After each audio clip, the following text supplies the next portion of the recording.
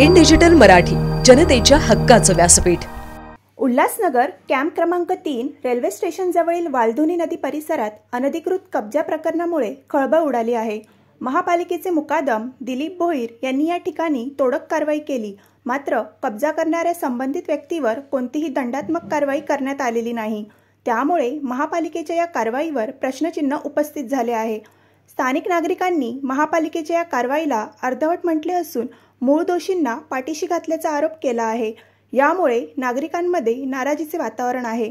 दरम्यान प्रभाग समिती क्रमांक 3 चे अधिकारी विशाल कदम यांच्या कार्यप्रणालीवर देखील सवाल उपस्थित केले जात आहेत. विशाल कदम यांच्या नियुक्तीनंतर या विभागात अनधिकृत बांधकामे मोठ्या प्रमाणात वाढल्याचा आरोप स्थानिकांनी केला आहे. परिसरातील रहिवाशांच्या मते महापालिकेच्या कारवाया केवळ कागदी पत्र राहतात, तर प्रत्यक्ष दोषींवर कुठलीच ठोस पावले उचलली जात नाहीत. त्यामुळे प्रशासनाच्या भूमिकेवर संशय निर्माण झाला आहे.